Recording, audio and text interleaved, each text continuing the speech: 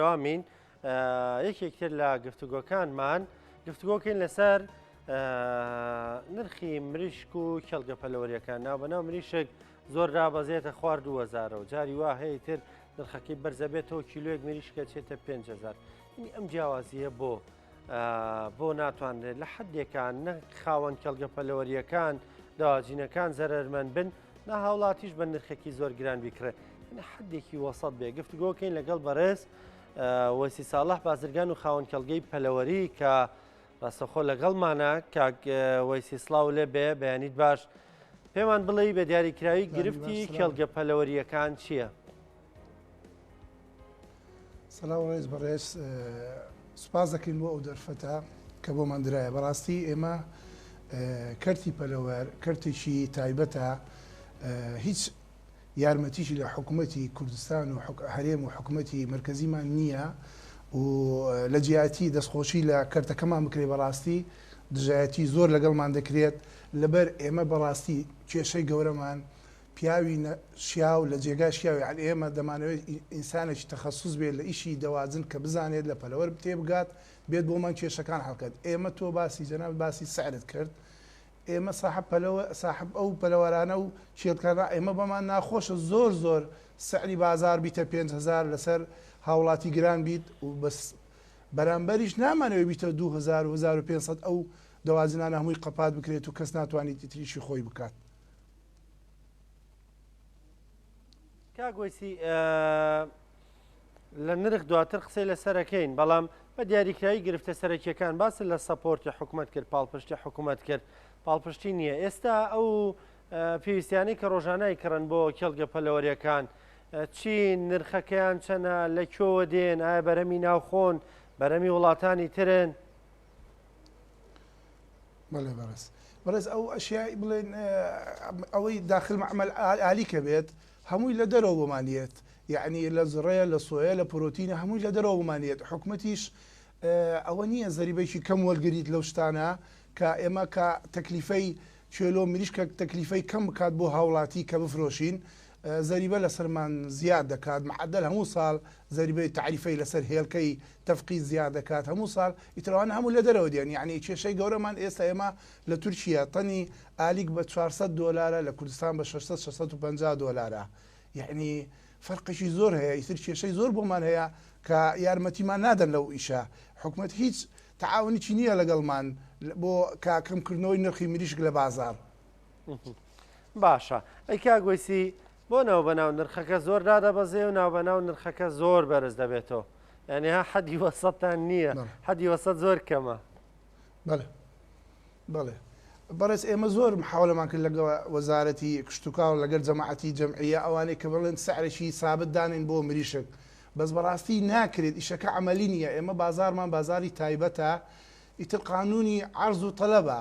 ئێتر ئەمڕۆ ئێمە کە سعر گران بوو پێشی جەژن بووە 4.5 و 5000 سەبەبەکەی هۆکارەکە بێ حکوومەت فکرکەتەوە بۆ ئەو سەبەبی چییە؟ سەبەبەکەی کاکە 6 دواجن هەموو قەپاتی کرد لەبە زەرەر. ئەتۆ جەنابەت ئەگە لە بیری دویت پێشی 2 مانگە 3 مانگە سعری پیاز کیلۆ گەشتە 2.5 و مریشک کیلۆ بە 1500 بوو. کابرا لە جیاتی بچیت 3 کیلۆ پیاز بکڕیت 5 کیلۆ مریشی دەکڕی. یعنی ئەو کاتە حکوومەت نهاتە سەرخەل لەگەڵ مابێت کاکە ئێوە یعنی ئەو کارەسات نییە تۆ مریشک کیلۆ بە 1500 بفرۆشێت پیاز بە 2.5 بفرۆشێت. یعنی ئیتر ئێمە حەزمان نەکرد لە سعرێکی کاکە سعرەی قازانێکی کەم بۆ صاحب دەواجن معدل،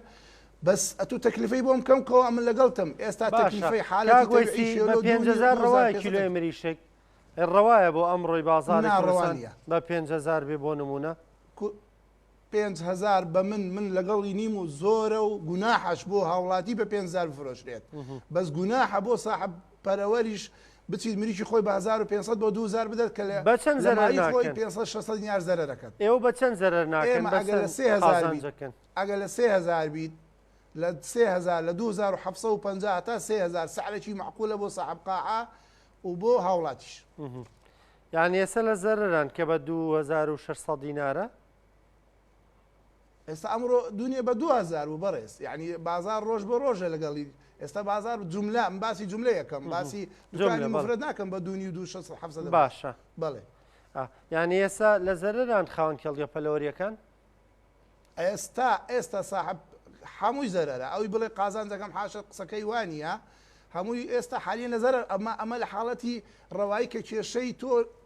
کێشەی دەواجنت نەبیت دەواجنەکە تووشی هیلاکات نەبیت تووشی زەرەرێکی زۆر نەبی ئەگەر تووشی هیلاکات بینە ساحب دەواجن بڕواتە بی مریشک کیلۆ 5 کابرا هەزەرە دەکات. باشە چارەسەر چییە؟ یعنی ئەوە داواکەیان مریشک بنێرێ بۆ ناوەڕاست و خوار و عێراق ینی ئایا ئەمەش دیسانەوە لە ناو لێرە لە باشووری کوردستان مریشکەکە کەم ناکەم نرخەکە بەرز ناوێتەوە دیسان لەسەر هاوڵاتی گران ناکەوێت؟ بەڕێز ئێمە ینی بۆچی ئێستا پێتم وت پیاوی شیاو لە شوێنی شیاودانین ئێمە لە پێشی جەژن بڕیارێکیدا لە قایمەقامی سلێمانی قایمەقامی کەلا قایمەقامی هەولێر بڕیاریاندا مریشک مەمنوع بۆ دەرەوەی کوردستان دەربچێت لەبەر ئەوەی سعری مریشک گران ببوو ئێمە خۆ ئەو مریشکەی کە لە جنوب سەرف ئەبێ بنی 2 کیلۆیە وەزنەکە یعنی با ئەوان بزانن ئەمە ئەم مریشی وردە لە کوردستان سەرف نابێت یعنی ئەو مریشکەی وردە یعنی لە غەیری عێراق لە باژێڕەکانی ناوەڕاست و جنوب لە غێر جێگا سەرف نابیت یعنی ئێمە گرفتمە ئەوە کێشەکەمان ئەو بوو حکومت منعی کرد ئەو مریشکە وردە بستە جنوب ئێستا هەموو ساحبقەکان ئەو مریشکە وردە لە مڵیان ماوە بۆ 2 کیلۆ و 3 کیلۆ ئێستا مەجبورن ئەو کاتە سعر بە 3.5 دەفرۆشە جنوب ئێستا ئەبێ بە 2000 بفرۆشن. باشە ئەی کاگوێسی ئەی هەتا حکومەت و بڕیاری نەدا نرخی مریشک دانەبەسی چارچی ینی چارچی هەر بە 5000 بواە یان چی؟ نانە جەنابەت ناو مۆزوع ئەم پچیرە لەم دەبێت کابرای شارەزا لە ئیش بێت ڕۆژی ئەم باسی 12 چارەکەم ڕۆژی محافظ کە بڕیارەکەیدا مریشی مەنع کرد لە هەولێر باسەکەم لە دوای بە 4 ڕۆژ بووە 4.5 هەتا 4.5 بە جوملەی چوو یعنی مانەوەیە لەبەر ئەوەی مریشی گەورە لە بازار کەم بوو ئەو علاقەی بە عەرز و تەڵەب علاقەی بە قسەی حکومەت نەبوو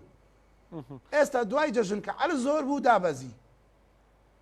ئێستا حدودی کریایەوە بە حساب بەس ئێمە کاکە ئێمە کێشەمان لەگەڵ حکوومەتی بەغا کێشەی زۆرمان هەیە یعنی کێشەکانمان لەگەڵ حکومەتی کوردستان کێشەکانتان لەگەڵ بەغدا با خزمەت بکەم فەرموو با خزمەت بکەم ئێمە یەک شتی نقطەی زۆر مهم پێشی ساڵێکە تقریبان چەند تەنێک هەنارمان بۆ دەرەوە نارد دنیامان وێران کرد بە ئیعلام و بە دیعایە و ئێمە شانازی بە بەرهەمی ناو خۆمان دەکەین و شتێکمان باش کرد دنیامان وێران نەکرد حەقی خۆمانە شانازی پێوە بکەین میلەتێکین لەوە